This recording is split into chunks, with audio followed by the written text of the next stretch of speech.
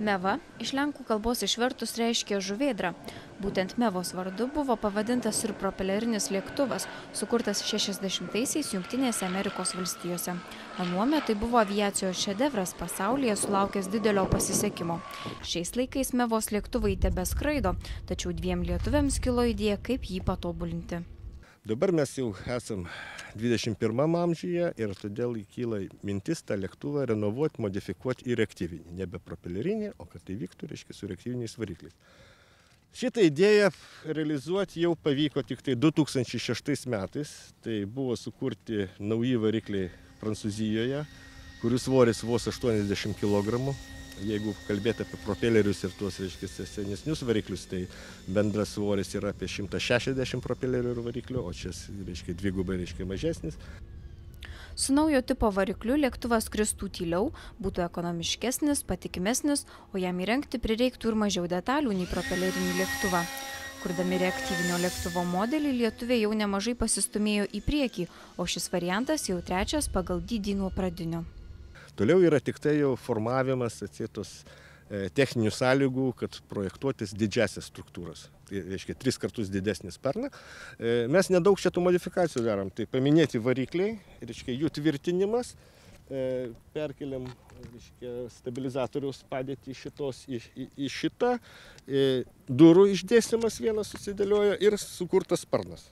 Tai faktiškai mūsų didžiausias indėlis, tai mes daugiausiai laiko to sparno sukūrimui, kadangi jisai gana yra sudėtingas dalykas, kadangi maksimalus lėktuvo greitis siekia 611 km/h, o 10–12 km, reiškia, aukštyje jau garsų greitį pasiekia.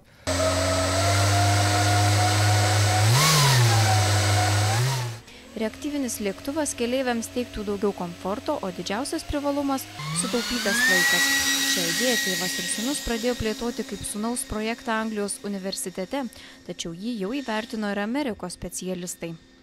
Atrodė iš pradžių, kad užtruks tai mažai laiko, tai užtruko apie metus, palyginus su kitais savo kursų dalyviais, kurie irgi bandė kurti savo lėktuvus, tai jiems tas lėktuvas net nepakildavo nuo tako.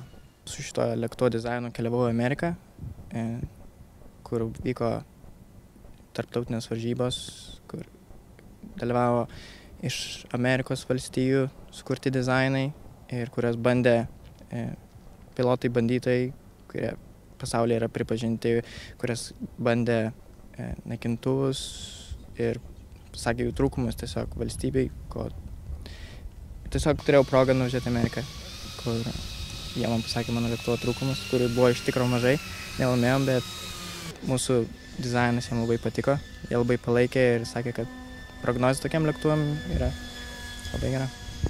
Pasak konstruktorių, jeigu ateityje lėktuvo projektas bus plėtojamas, tai tik į originalaus jau keleivius skraidinančio modelį, nes šio reaktyvinio lėktuvo charakteristikos yra tai, ko reikia rinkai.